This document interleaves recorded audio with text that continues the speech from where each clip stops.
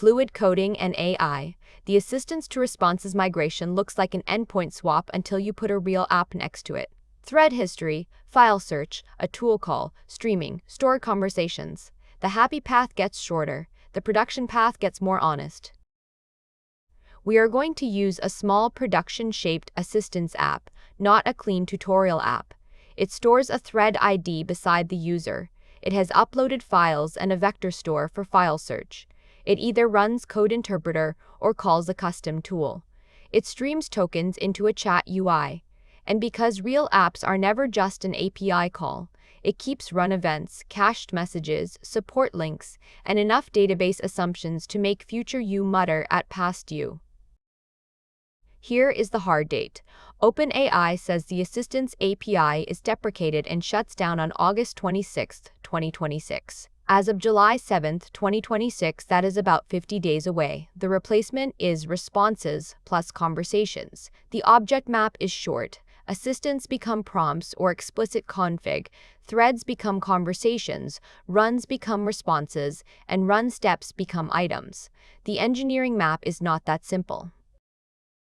In the old flow, the app adds a user message to a thread, creates a run, watches the run move through queued and in progress, handles required action if a tool is involved, then fetches the latest assistant message. In the new flow, the app sends input items to a response attached to a conversation, then reads typed output items. A message is one item type.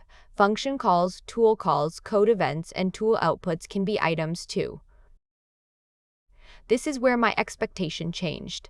I thought the dangerous part would be translating the API call. It is not. The scary part is that your old local database may not remember enough to reconstruct the new conversation. If you cached only user text and assistant text, you may have thrown away the tool calls, retrieval hits, run steps, files, and weird little events that explain what actually happened. OpenAI says there is no automated tool that turns old threads into conversations.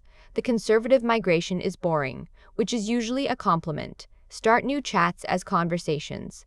Keep the old thread ID for legacy records. Backfill only the active or valuable old threads, and when you do, list thread messages in order and convert the supported content into conversation items. Do not pretend every historical transcript is complete if the old app never stored tool evidence. State is a design decision now. Responses can chain context with the previous response ID, which is fine for short linear flows. But if the product needs durable chat history across sessions, devices, support tooling, or background jobs, conversations are the closer match. Also, storage rules matter. Response objects are saved for 30 days by default unless storage is disabled. Items attached to conversations persist differently, so retention and deletion need to be part of the migration, not a policy email 6 weeks later. File search did not disappear. The retrieval contract moved.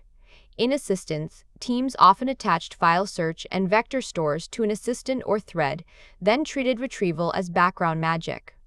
In Responses, file search is declared as a tool on the request, with vector store IDs and optional result inclusion or metadata filters. That is cleaner because the request says what knowledge it can use. It is also easier to accidentally change retrieval behavior if your old assumptions lived somewhere else. Code execution has the same theme.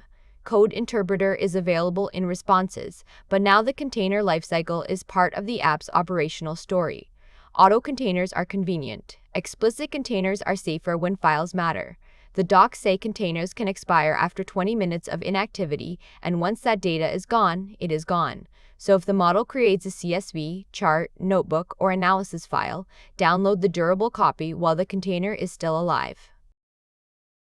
Custom tools get more honest too. Under Assistance, a run could enter required action, your server would execute a function, then submit tool outputs back to the run. In Responses, function calls arrive as typed output items and stream events with call IDs and arguments. That is easier to audit if you build for it.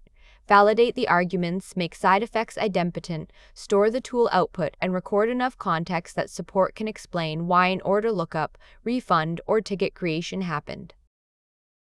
Streaming is a silent failure I would test first. The old UI may be listening for assistance events like thread message delta or run completed. Responses emits different typed events like response created, output text delta, function call argument deltas, response completed, and errors. The backend can return a clean 200 while the front end waits for event names that will never arrive. That bug feels like latency until someone opens the event log.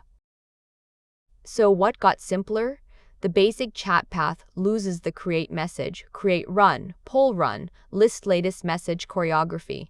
A response can attach directly to a conversation. Simple text extraction can use output text. Tool declarations can live near the request that needs them. And output items give the backend a more explicit record of what happened, instead of making every team reverse engineer the latest thread message like it is a tiny archaeological dig. What became explicit is the stuff production teams secretly depended on: which ID is durable, which conversations get deleted, which tool calls are audited, which generated files are downloaded, which vector store applies to this user and this request. What happens when the API adds a new item type? Responses is cleaner, but it makes fewer comforting guesses for you. That is a good trade if you notice it before your migration week. There are two important counterpoints. First, chat completions is not the villain in this story. OpenAI still lists it as supported. The hard shutdown is assistance. Second, do not sell this migration as an automatic benchmark win. OpenAI says its internal evals saw a 3% SWE bench improvement and 40 to 80% better cache utilization for responses versus chat completions with similar props. Useful signal, yes. Proof that your assistance app gets faster or cheaper by magic, no. My migration plan would be deliberately unglamorous. Add a conversations table. Route new chats to responses plus conversations. First, store raw response items and streaming event types while the app is still dual running. Migrate file search one path at a time with real user documents. Pick either code interpreter containers or a custom function loop, then audit generated files and side effects. After that, backfill active thread history and compare transcripts, tool outputs, and streamed UI behavior.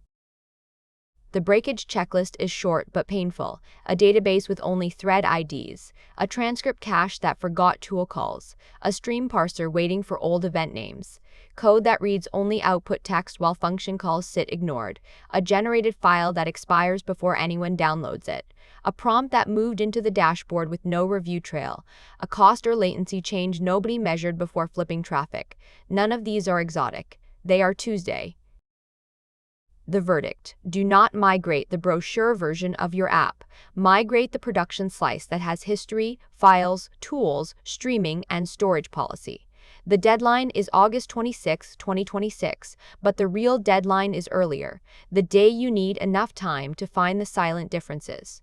Waiting does not make the migration smaller, it just removes the time to notice. If this teardown helped you spot the migration work hiding under the API call, like the video and subscribe to Fluid Coding and AI. More practical AI engineering breakdowns are coming, with fewer magical abstractions and more logs.